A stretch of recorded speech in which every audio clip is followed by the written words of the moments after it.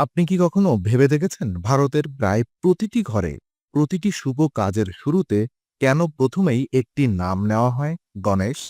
কিন্তু প্রশ্ন হলো, গণেশ কি শুধু পূজার দেবতা, নাকি তিনি আমাদের জীবনযাপনের একটি গাইড?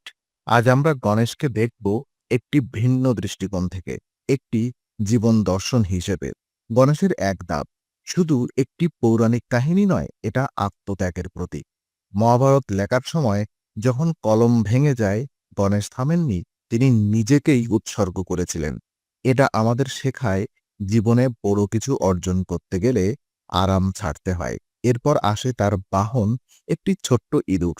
এত বড় দেবতা আর এত ছোট বাহন, এটা কাকতালীয় নয়। ইঁদুর এমন জায়গায় ঢুকে পড়ে যেখানে কেউ পৌঁছাতে পারে না। ঠিক তেমনই জীবনের ছোট ছোট ভুল, ছোট ছোট লোভ, যেগুলো আমরা গুরুত্ব দিই না, সেগুলোই একদিন বড় বাধা হয়ে দাঁড়ায়। গণেশ ইঁদুরের উপরে বসে আছেন, মানে তিনি লোভের উপরে নিয়ন্ত্রণ রাখেন। এরপর লক্ষ্য করুন গণেশের কান। এত বড় কান কেন? কারণ জ্ঞান আসে শোনা থেকে। আজকের পৃথিবীতে আমরা কথা বলতে ব্যস্ত, কিন্তু শুনতে ভুলে গেছি। গণেশ আমাদের শেখান, আগে শোনো, তারপরে বোঝো, তারপর সিদ্ধান্ত নাও। এবার আসি তার বড় ভুঁড়ির কথায়। অনেকেই এটাকে নিয়ে হাসি তামাশা করে, কিন্তু আসল অর্থটা গভীর। গণেশ সব অভিজ্ঞতা নিজের ভেতরে ধারণ করেন। সুখ, দুঃখ, অপমান, সাফল্য, ব্যর্থতা। জীবন কখনো একরকম থাকে না। যে মানুষ সব পরিস্থিতি গ্রহণ করতে পারে, সেই ভেতর থেকে শক্তিশালী।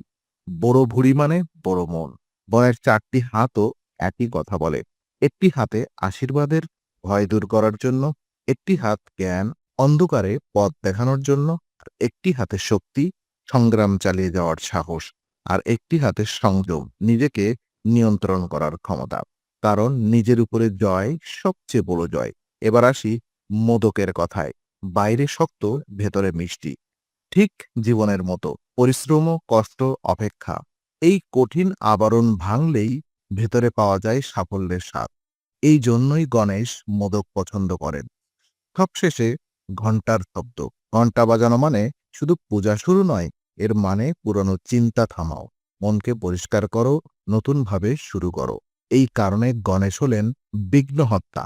তিনি শুধু বাইরের বাধা সরান না, আমাদের ভেতরের ভয়, লোভ, অহংকারও দূর করেন। যদি আমরা গণেশকে শুধু মূর্তি হিসেবে না দেখে শিক্ষক হিসেবে দেখি, তাহলে প্রতিটি দিন একটি শুভ সূচনা হয়ে উঠতে পারে। জয় গণেশ।